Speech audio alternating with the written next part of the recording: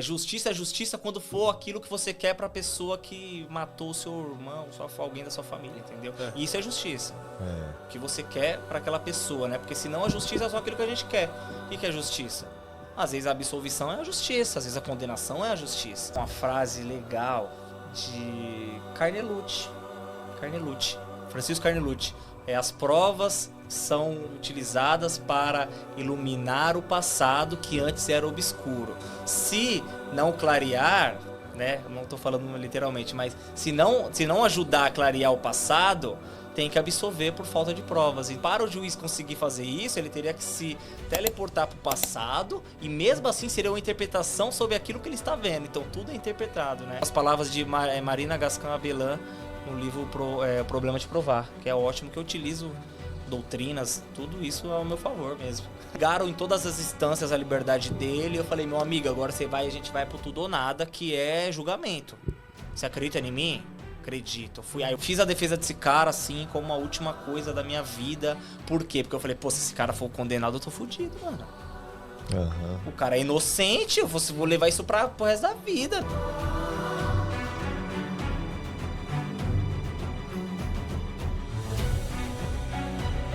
Uma linha tênue para o juiz caminhar, né? Não somente para o juiz, acredito que também para um advogado, no seu caso o defensor, caminhar pautado entre a lei e a subjetividade, né? Você já teve alguma experiência nesse sentido, Sim, Menahem? com certeza. Diariamente.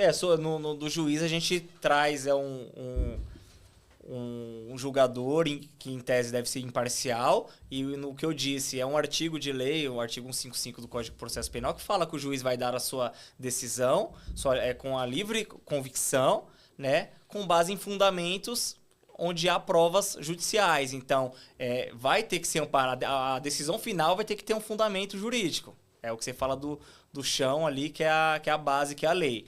Mas ele vai utilizar da sua subjetividade no momento de valorar a prova, que é o momento que ele fala, que a gente fala o seguinte, teve prova A e prova B. A prova A vai pesar mais que a prova B? Qual que é a prova A? É um testemunho de uma pessoa que viu o crime ou uma testemunha indireta?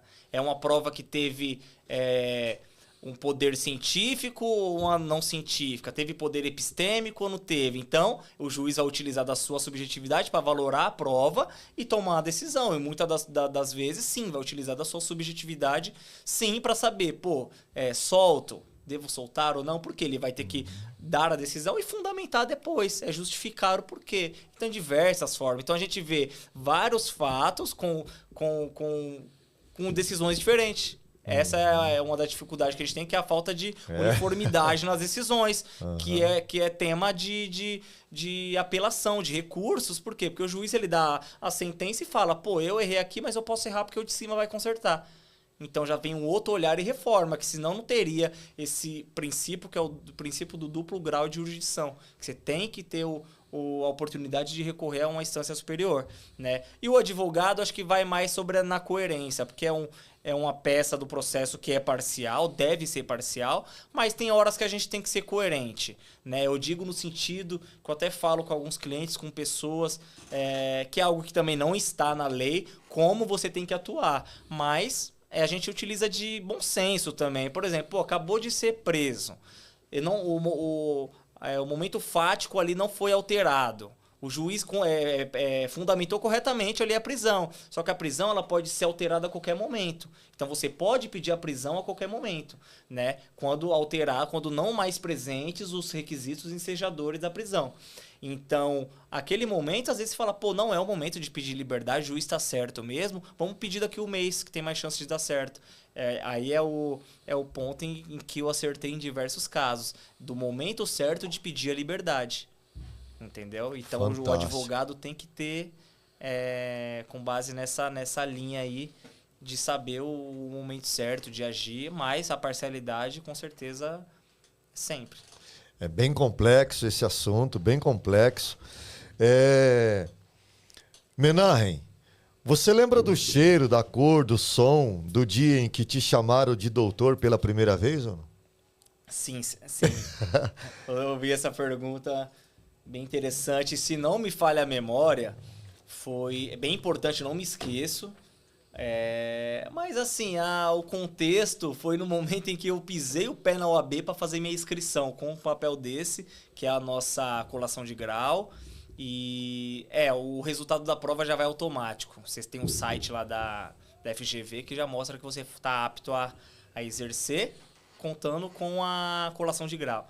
Aí você pega um papel desse com os boletos pagos, né? Anuidade, bem paga, e vai até a OAB, lá na Praça da Sé, que é a sede da OAB São Paulo.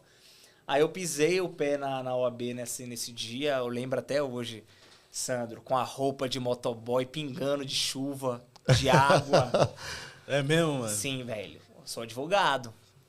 Tá aqui os papéis que comprovam. Mas com a roupa, com o mochilão da Cachorro Louco. Parei lá. Você fazia entrega? Fazia. Eu fui motoboy por vários anos. É mesmo, cara? Vários anos. A minha última profissão foi motoboy. Caramba, e aí eu peguei a moto e montei lá naquela calçada ali mesmo. Parei, fui até o AB. Pisei lá e eles já te chamam de doutor. Você fala, tirei a ficha para fazer inscrição. Claro que é intencional isso, né? Mas a atendente falou, boa tarde, doutor. Trouxe os documentos? Ali foi o momento até... Não tem como eu estar errado, porque foi o momento que eu até comentei com uns amigos. Falei, fui chamado de doutor já aqui na OAB, com a roupa que eu estava. De motoboy, mochilão nas costas. Mas saí de lá já escrito na ordem. Então esse momento vai ficar marcado para mim. Claro que posterior a isso, teve aquele momento que eu fiz o primeiro trabalho em delegacia. Eu me lembro, o meu cliente meu até hoje. Tenho uma conexão legal com ele também. Foi meu cliente, o primeiro cliente meu, tá até hoje comigo.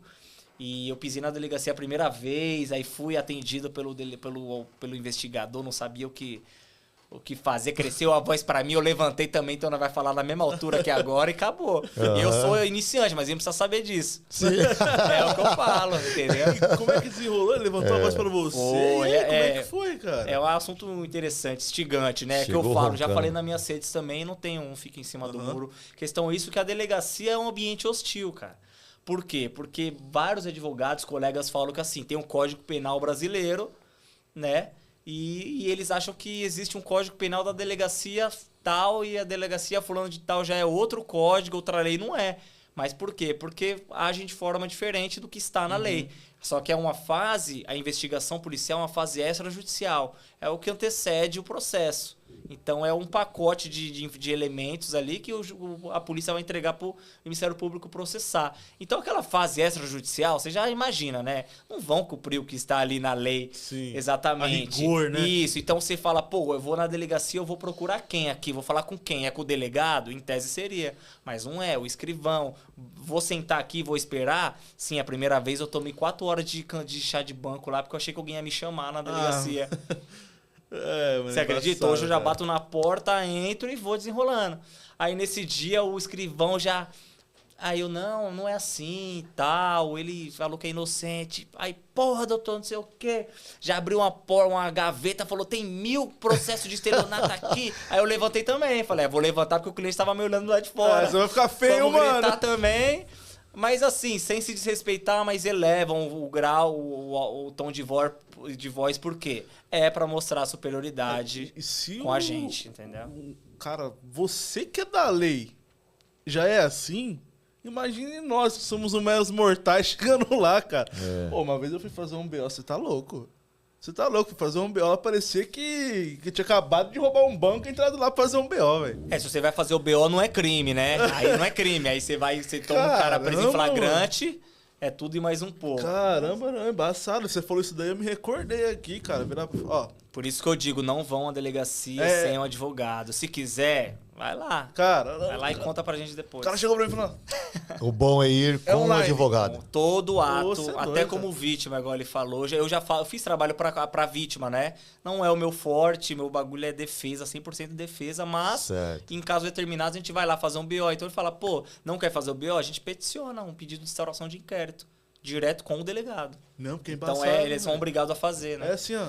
Faz online. Mas é assim. Tchau. No processo já tem a pessoa do juiz, que aí é aquele ato totalmente formal, que passa pelo cartório, que manda pro Ministério Público. Então é diferente. Menahem, acho que a chave agora ela vai ser um pouco mais ligada à humanidade, vocação, empatia restaurativa. Qual foi o primeiro caso que você defendeu? Você falou alguma coisa aí, mas... Essa pergunta aí que eu tava esperando. Né? Qual foi o primeiro caso que você defendeu que te fez chorar depois de sair do tribunal? Essa pergunta que eu disse que ia aguardar pra agora, porque é um caso, Sim, chorar, a gente pode dizer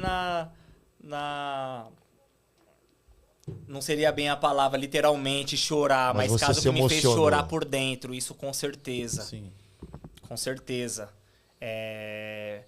Foi um caso de um cliente, Oliveira é meu cliente, eu posso falar porque publicamente a gente já postou coisas nesse sentido, mas foi um processo que eu atuo até hoje porque o Ministério Público recorreu, mas eu defendi um cara inocente, acusado de tráfico internacional de drogas dentro do aeroporto de Guarulhos, no caso numa operação da Federal em que investigava uma tentativa de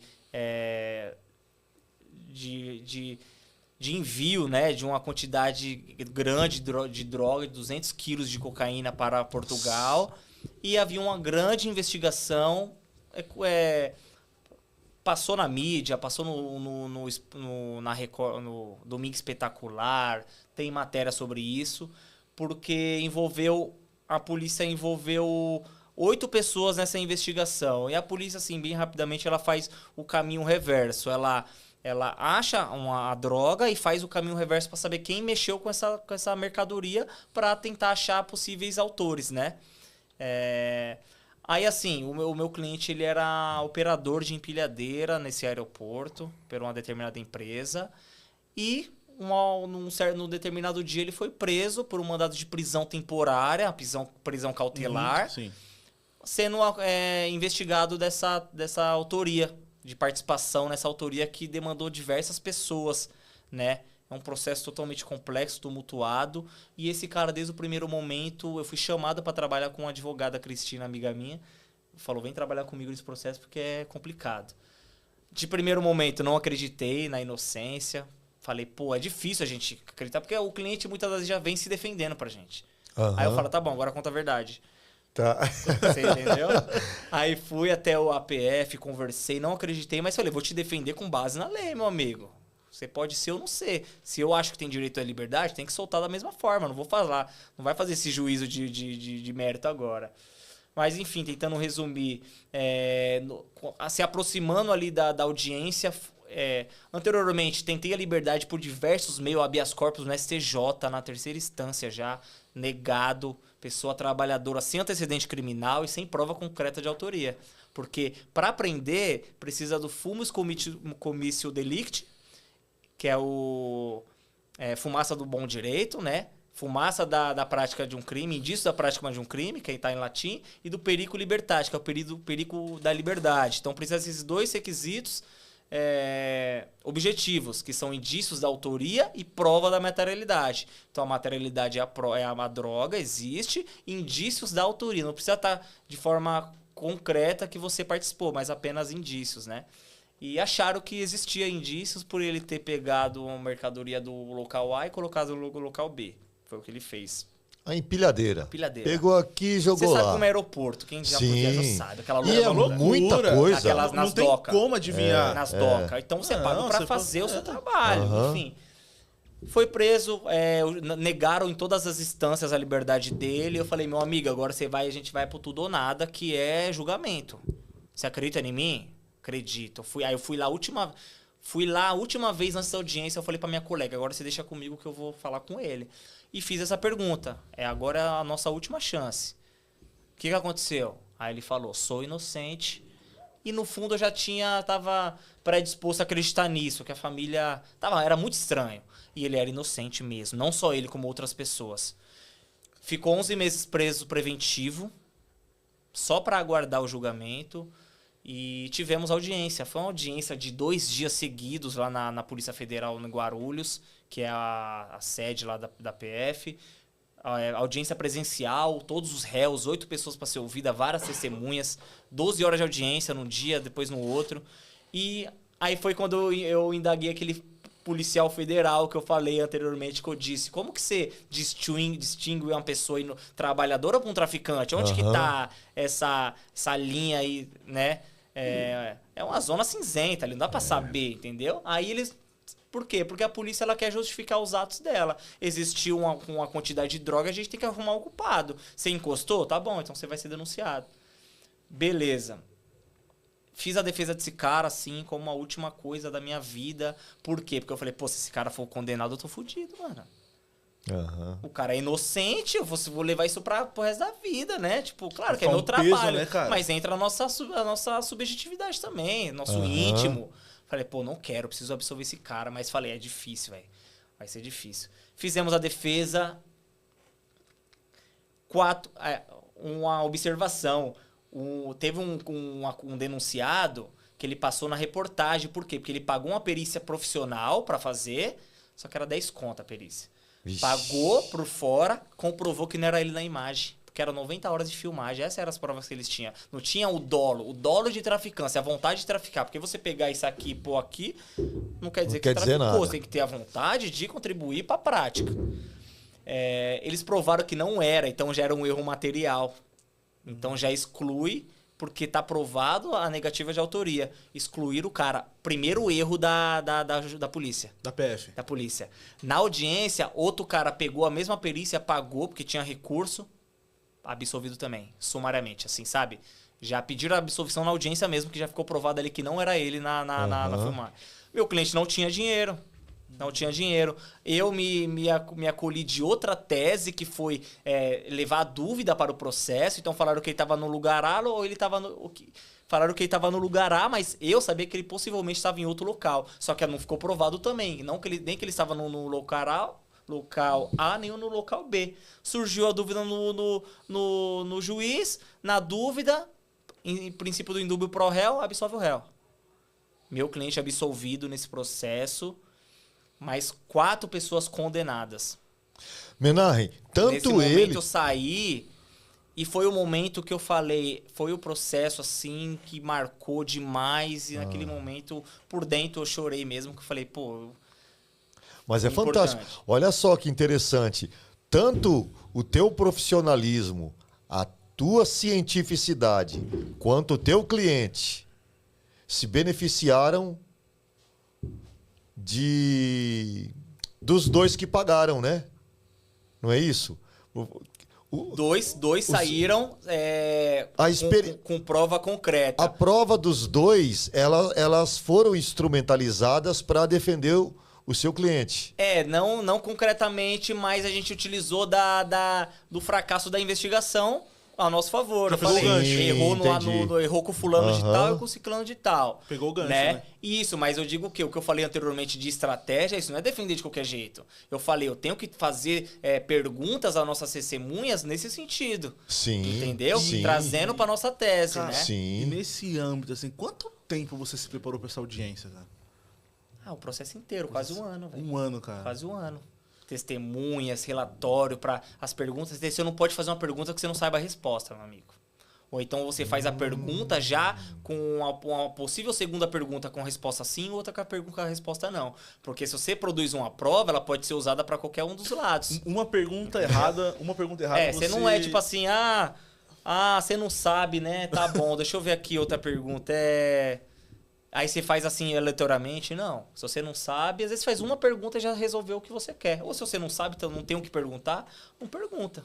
Você colhe aquilo que você quer para o seu cliente. Porque dentro desse processo, um era empilhador, o outro era batedor de caixa, o outro era tratorista, o outro guinchava a aeronave. Então cada um tinha uma conduta diferente. Eu me apeguei na conduta do meu cliente, que através da conduta do meu cliente, eles confundiram a conduta de 2 réus, que era o meu e o outro. Os 2 foram absolvidos, porque não sabia quem estava em qual lugar ali no chão. Então, beneficiou. E aí a absolvição por falta de provas é uma absolvição, não tem demérito nenhum, que é uma coisa ser absolvido porque provou a inocência, e outra porque... também pode ser absolvido por não estar provada a inocência ou por haver dúvida. Então, ser absolvido como se nada nunca tivesse existido esse processo. Como é dinâmico essa ciência. É dinâmica. Há uma frase legal de Carnelucci. Francisco Carnelucci. As provas são utilizadas para iluminar o passado que antes era obscuro. Se não clarear, né, não estou falando literalmente, mas se não ajudar a clarear o passado, tem que absolver por falta de provas. Então, a prova está ali para iluminar o que antes estava escuro. Fantástico. Se não for utilizada para isso, se não ficar provado, Fantástico. porque é um fato que ocorreu lá atrás, até você falou da interpretação que a gente falou no carro, e tudo é interpretado, né? Então, você está trazendo um fato com a narrativa do Ministério Público. Então, ele está fazendo a narrativa sobre uma hipótese, né? Então, não há como ele saber de fato se o fato é verdadeiro ou se a narrativa sobre aquele fato é verdadeiro. Porque a gente fala até que para o juiz conseguir fazer isso, ele teria que se teleportar para o passado e mesmo assim seria uma interpretação sobre aquilo que ele está vendo. Então tudo é interpretado, né? E é importante isso. Então a defesa ela traz outra narrativa sobre o mesmo fato, muitas das vezes. E ele, com base em provas judiciais, vai entender o que está mais ou menos provado no processo. Isso é com as palavras de Marina Gascão Abelã no livro Problema de Provar, que é ótimo, que eu utilizo doutrinas, tudo isso ao meu favor mesmo. Fantástico. A gente lê pra isso, né? Aí, pra você que está nos assistindo aí, advogado do Instagram, eu tava pensando nisso agora. pautado no chão do senso comum, que nunca se debruçou sobre um livro, que não sabe como funciona a linguagem científica das ciências humanas, pisa fofinho, filho, vai estudar. Vai estudar. Cola aqui no Menarre. Chama ele. Entendeu? Busque, peça ajuda, né? Porque veja que a coisa não é simples. Ou fica quietinho. Fica melhor. quietinho, Fica quietinho né? que é melhor. Ou pegando um gancho aí de uma fala aí na internet que eu dou muita risada, né? Não entra, não. Só entra se for profissional. Porque se não for, se é a instrução de um profissional, você vai quebrar. É a mesma coisa, né? Você vai quebrar. Doutor, não entra na delegacia sem instrução, não. De o que você falou do senso comum jurídico é exatamente isso. Eu acho que é simples, que é fácil. E não apenas... até com o que está na lei, não só com isso você vai conseguir exercer. Não. Tem que ir a mais, tem que ir nos livros, tem que ir nos doutrinadores, até internacionais, para você saber a prova, com o que é a prova, né? O que é uma estratégia, como que se joga. Porque o Alexandre Moraes da Rosa, não é aquele careca lá do STF, Sim. não. É o Alexandre Moraes da Rosa, é um juiz que ele fala que se você sabe das regras do xadrez, mas você não sabe da tática, você joga, né? Só que se você não saber, se você não entender um jogo, você nem joga. Então não vale a pena você saber jogar. Não vale a pena você saber o que está na lei. Tem que saber jogar o jogo. Entendeu? E é isso que eu falo. Né? Não basta você apenas saber o que está escrito ali, mas sim como que você utiliza isso dentro do jogo processual, dentro da teoria dos jogos. A gente vê assim, né, que o pessoal, né, os júris de Instagram, né, da sociedade e tal, eles pedem praticamente o código de Hammurabi, cara. Os caras querem olho no olho, dente por dente, né? A gente sabe que não é bem Soltou, assim. mas como assim? Matou? Foi fogo, né? A gente se é um parente nosso, a gente tem isso, não adianta. É ser humano, né, velho? A gente não é perfeito. É verdade, mas é complicado. Mas também tem um autor, me foge a memória, que fala sobre justiça é justiça quando for aquilo que você quer pra pessoa que matou o seu irmão, alguém da sua família, entendeu? E isso é justiça. O que você quer pra aquela pessoa, né? Porque senão a justiça é só aquilo que a gente quer. O que é justiça? Às vezes a absolvição é a justiça, às vezes a condenação é a justiça. Sim. Mas não, queremos aquilo que é sempre ao nosso favor. Essa sua pergunta, para eu que sou da área da filosofia, ela é extremamente complexa. O que é justiça? Não dá para responder de maneira simplista.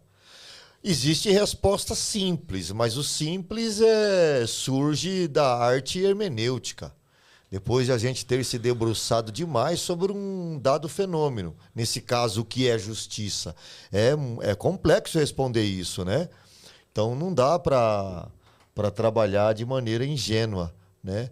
Nesse sentido. Menarre,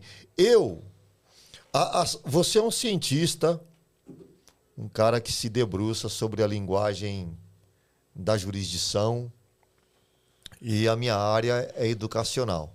Eu sou um professor. Eu estou olhando aqui as suas expressões, a maneira com que você fala, olhando no vidro dos seus olhos, a maneira como você se comunica. Você nasceu para isso, Menahem. Você nasceu para isso. Acredito. Você nasceu para isso. É emocionante saber que esse jovem homem aqui veio do chão da favela. Do nada. Sem atrasar o lado de ninguém. Fez o corre dele pelo certo e hoje está onde está. É emocionante isso aí. Só para quem nasceu mesmo pro negócio, que tem o dom, é quem chega lá, Menahem. Então, continua nesse seu caminho. Esses dias aí atrás, eu vi você viajando para Curitiba para participar de um seminário. Congresso do Tribunal do Júri. Do Tribunal do Júri. Eu vendo ali ele no Instagram, eu fiquei olhando e eu me emocionei. Porque quem nasceu para ser professor do chão educacional, de verdade, eu sei, eu encontrei meu lugar no chão da vida. Eu sei o que eu estou fazendo aqui. Como membro da sociedade, eu sei qual é o meu lugar no mundo. Certo? E quem nasce e tem o dom e a vocação para aquilo ali, ele sempre vai se emocionar quando ele está no lugar certo. Ele enxerga coisas e vê coisas que ninguém vê. Então eu, como professor, vendo você ali, viajando, indo, se esforçando, fazendo pós-graduação, vem para um podcast e traz um vadimeco, irmão. Que porra é essa? Tacar na cabeça de um mato essa porra. Certo, irmão? Ô, irmão, tem que ter paixão, mano. O cara tem orgasmo múltiplo na alma quando o cara tá falando de o que é justiça, né? Falando de lei, né? Isso é emocionante. Você aqui hoje, Menahem, mais uma vez eu repito, você tá sendo instrumento de estímulo para muita rapaziada na quebrada. Porque é possível ter uma mudança de vida. Mas, Menahem, aquele aluno lá da escola pública que você foi, ainda te acompanha nos corredores do fórum?